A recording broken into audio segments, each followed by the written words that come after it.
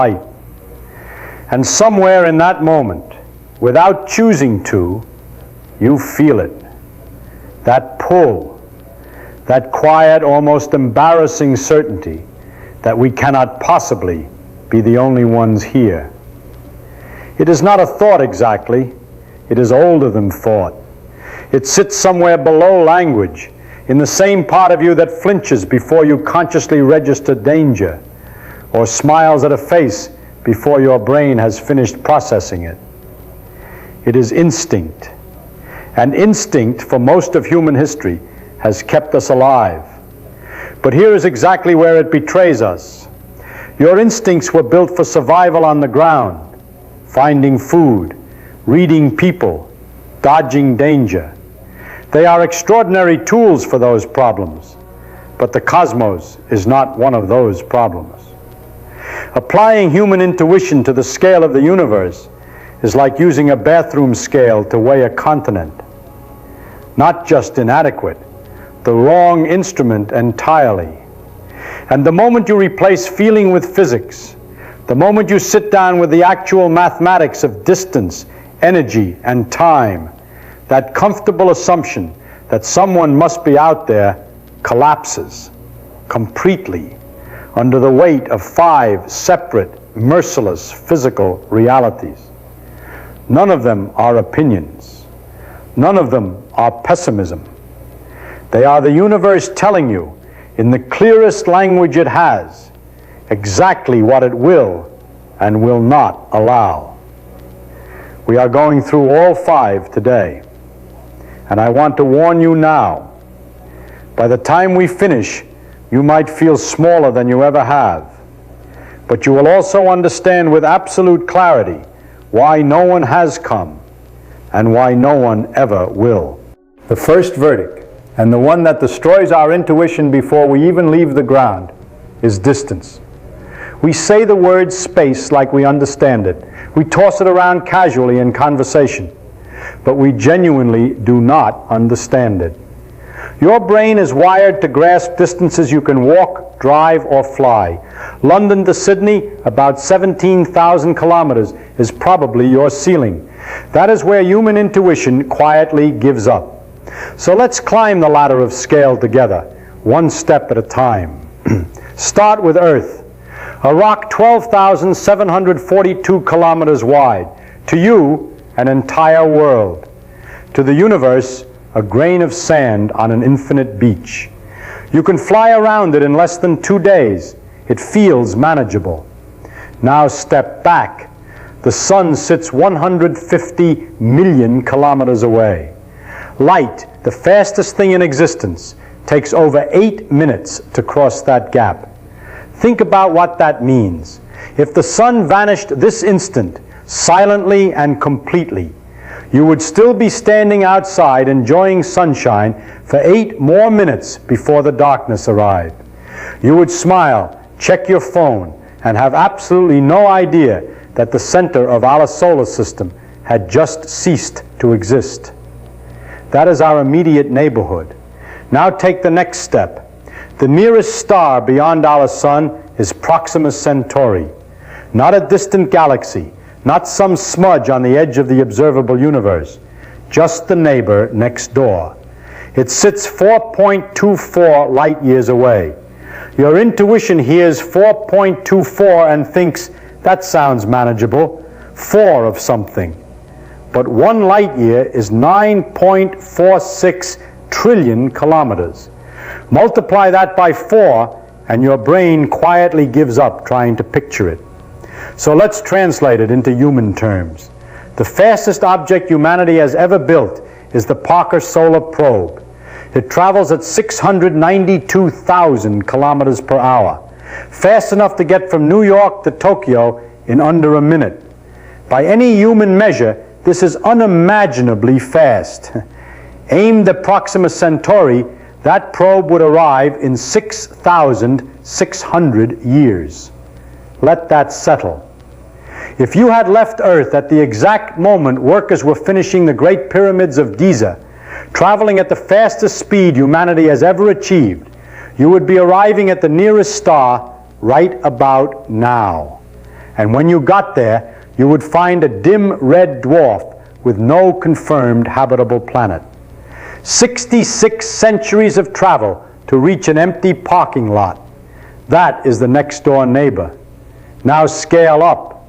Our galaxy, the Milky Way, stretches 100,000 light years from edge to edge.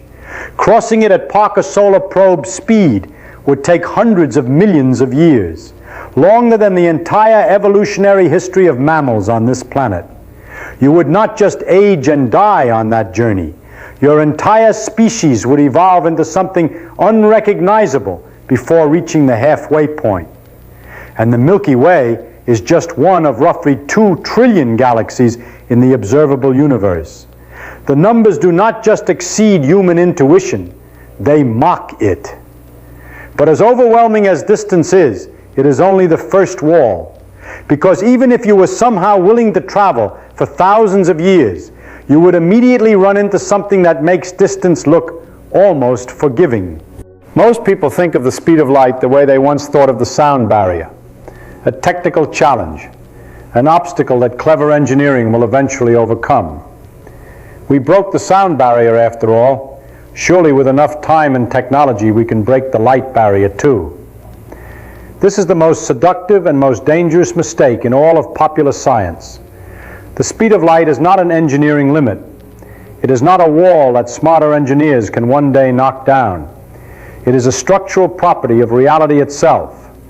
It is the speed of causality, the maximum rate at which any event anywhere can influence any other event anywhere else. It is woven into the mathematics of how space and time actually work, and Einstein showed us exactly why over 100 years ago. Here is the trap. In everyday life, push something harder and it goes faster. Everything feels linear and proportional. But as you approach the speed of light, physics stops being linear. It becomes asymptotic. The curve bends upward toward infinity and never arrives. As you accelerate an object toward that boundary, its effective mass increases. The harder you push, the heavier it gets. The heavier it gets, the harder you must push to maintain acceleration.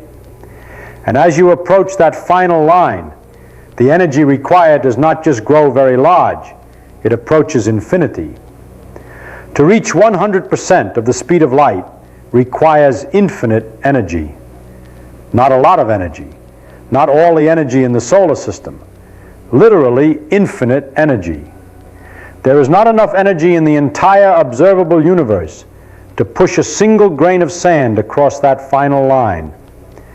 Not because we have not built the right engine yet, because the mathematics of space-time will simply not permit it under any circumstances whatsoever.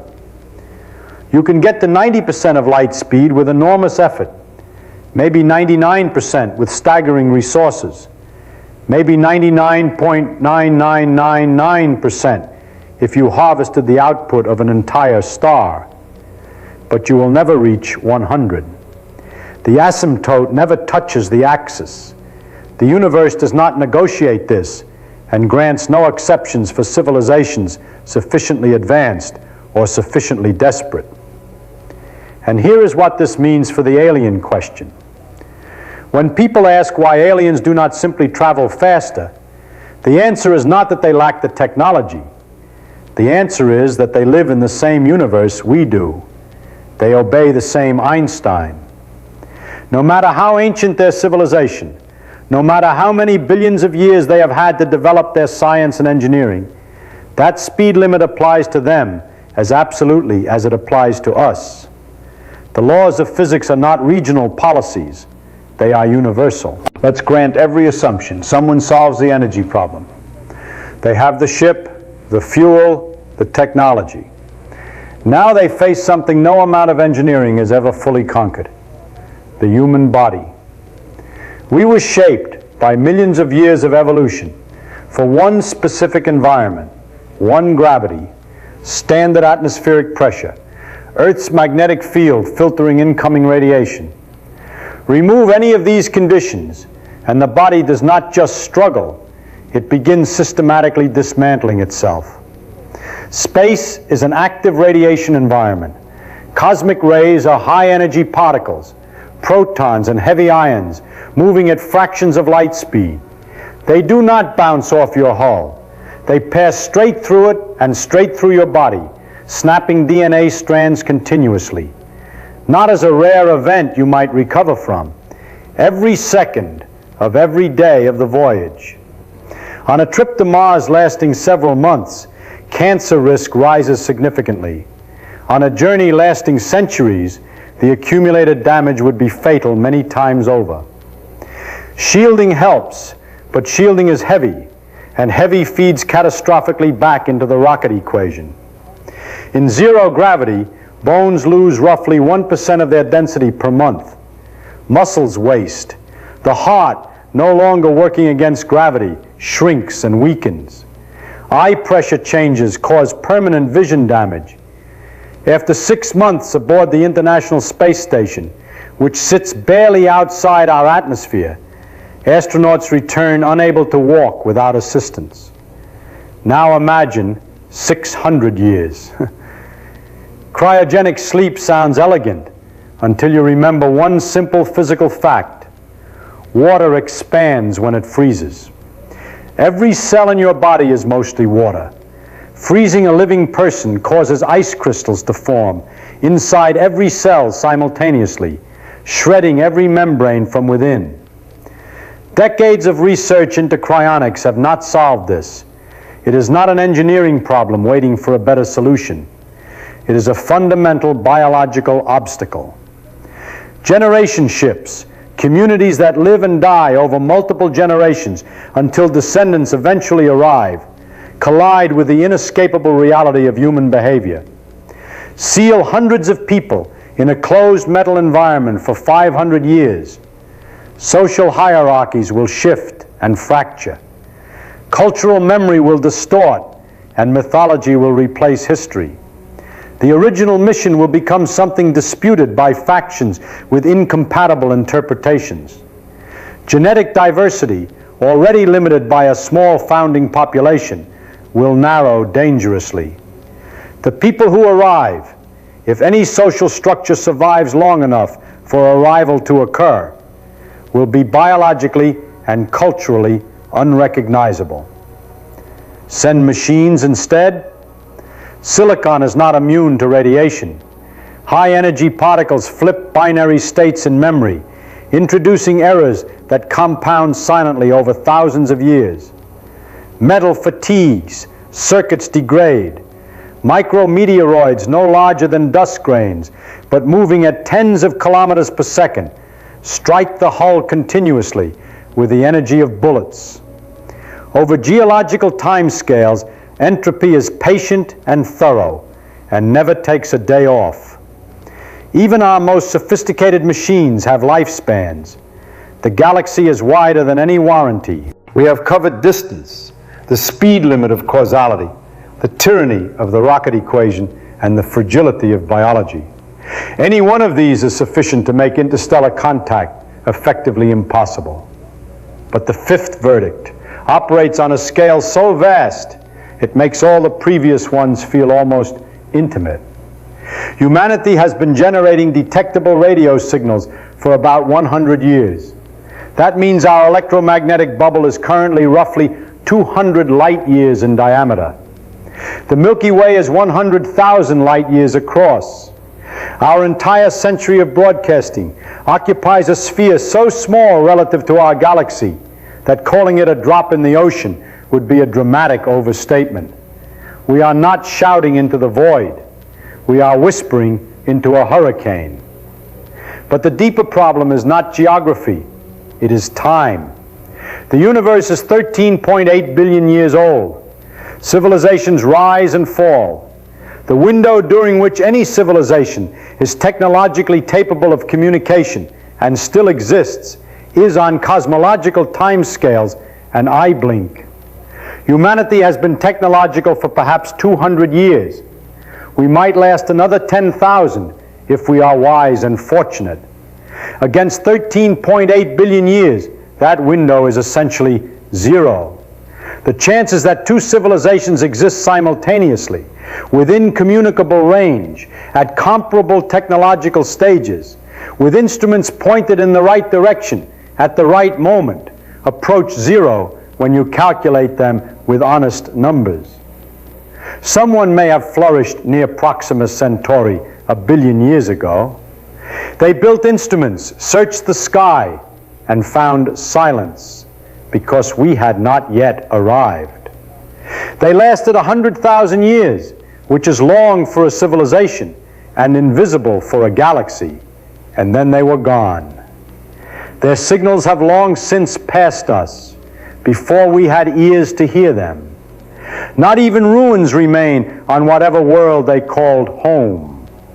Someone else may rise near that same star 1 billion years from now.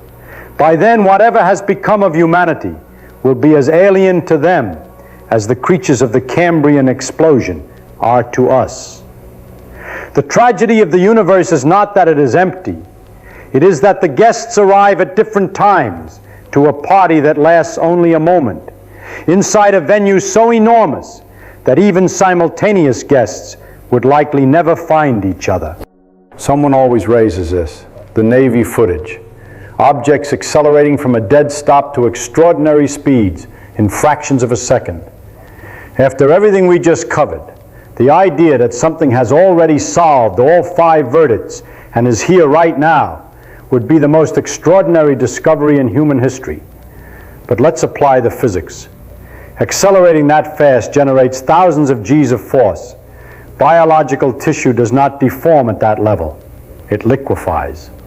An object moving at those speeds through atmosphere generates a sonic boom audible for hundreds of kilometers and a trail of ionized plasma bright enough to light up the sky.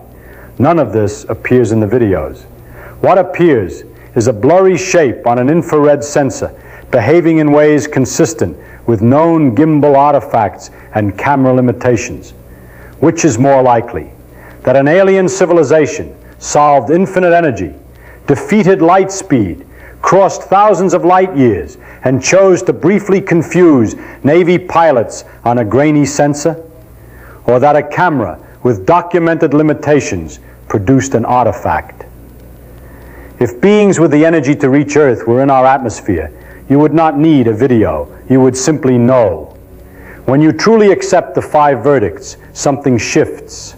You stop waiting for someone to arrive and start seeing clearly what is actually here. The speed of light is not a cruel joke.